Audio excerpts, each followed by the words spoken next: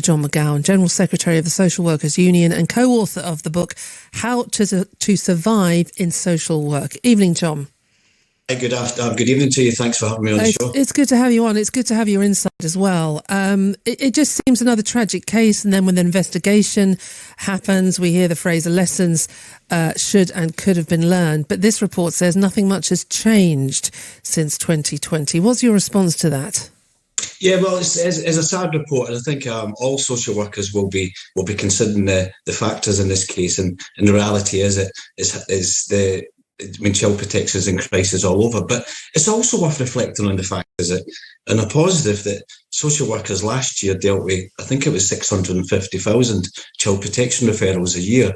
So there was some good work going on and making substantial changes in people's lives. So unfortunately, it's a tragic case, and Ofsted has highlighted the reasons behind that. But it is few and infrequent in relation to this case. And we want to hear the wider context from you and the pressure social workers are under. We don't want to demonise social workers, but what is truly shocking is they've gone in, and this report says 2 years on from this tragedy, there haven't really been fundamental changes to how this department is run, and the same thing could happen again. That's just not good enough, is it?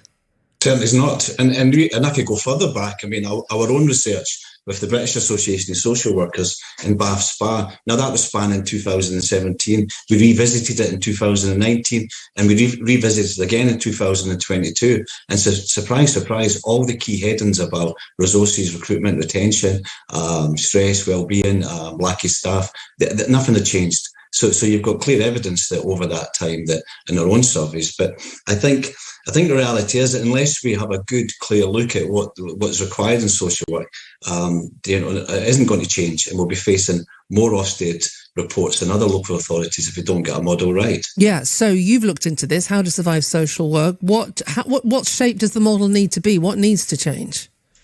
Well, I think it needs fundamentally, it needs to be wider than just invested in social work and social workers. I think we need to look at investments in the sector where it includes resources. And if you think about your traditional local authorities, and I think we could all your listeners could relate to the lack of services such as early year services, youth clubs, parenting supports, underfunding in clubs and activities, older people's centres. All that's gone. So really what social workers are dealing with is a high risk. So we've got to look at a model that is not only doing the high risk cases, but a model that social workers can engage with and refer to at the lower level in order to promote changes in people's lives. It's interesting, a lot of your arguments are very familiar to the arguments we're hearing in recent months and weeks and days about the NHS, that we can't keep managing the service when it gets to crisis mode. We can't keep going round in that circle and throwing more money at it when, we have the situation we do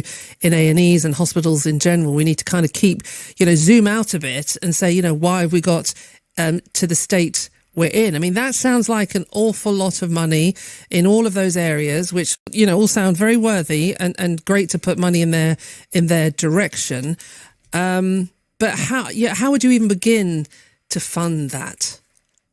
Well, it needs to be. Well, I think it can only begin with a change of government. That'd be my main argument, that this present government has got no commitment to assisting in the certain key areas that I've mentioned.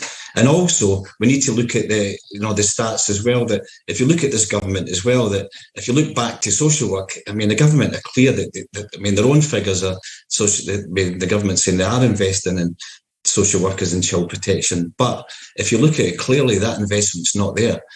So we need to move away from the factor that the government is offering, I suppose, wrong stats and to enable their argument. Well, in the government's defence, if they were here, they would say, we've had that announcement that they're actually putting more money into children's services and almost bringing back the idea of children's centres like the Sure Start centres that Gordon Brown introduced. Admittedly, a lot of them were closed down under the Tory government under cuts, but surely you must welcome that news that there's investment coming back that way.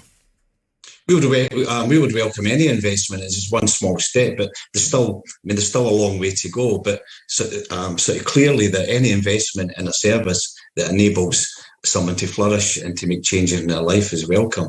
But at the moment, we're going back to the stresses in social work, that social workers are dealing with high level cases, principally on the point of almost qualifying. I mean, the days of just learning the social work profession, taking your time, learning from colleagues, time to reflect. That's gone. The modern social workers firefighting constantly. So that's not helping anyone, I would argue. So would you argue that, we often hear like we need a recruitment drive, we need to, hire more people, be they nurses, doctors, care workers. But if the system is at breaking point, you're going to lose as many out the back door as you bring in the front door. Again, it's a very similar argument to what is going on in the NHS at the moment.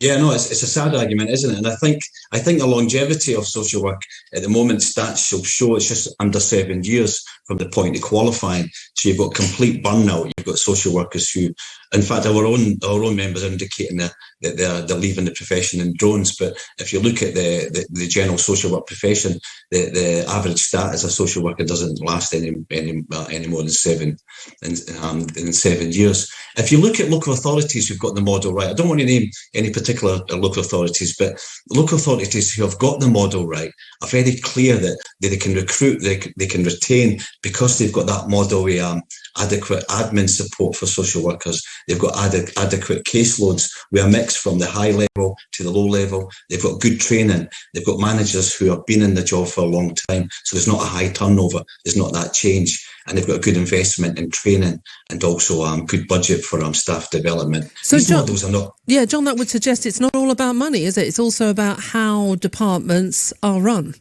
Yeah, exactly. And equally, again, the agency social workers do a terrific job. They're very skilled, but they're plugging big gaps in social work teams at the moment. There's agency social workers who are covering high-level management jobs, but they're changing very quickly. So there's no gel for social work teams to have that team function, which is very important. There's agency social workers, again, doing great interventions, but again, they're changing jobs very quickly, and there's a high turnover. And again, I want to see a model where we've got long-term social workers in the one team, and that's what we should be aiming for, and keeping social workers in the team. I know you don't want to mention that particular local authority, but wouldn't it be a great idea if how they are doing it was communicated to other local authorities around the country? Why can't that happen? Yeah, well, the models are there. That my colleagues in the British Association of Social Workers I've got lots of stats, lots of research, lots of models that any local authority can engage with. Ourselves at a union, I suppose we know what works for our members, because our members are leaving social local authorities that are not doing well, and they're telling us that the models that are. And interestingly, even hearing from one of our members recently who was looking forward to going into work because things had changed, and that feeling where you shouldn't be feeling that way, that you're going into work, and from that moment when you're indoors, you're feeling that sense of poor well-being and stress. You should be going into work to make that difference and enjoying the profession that you're highly skilled and highly trained in. It's been brilliant talking to you, John. A real insight. Thank you so much for joining us. John McGowan there, General Secretary of the Social Workers Union and co-author of the book, How to Survive Social Work.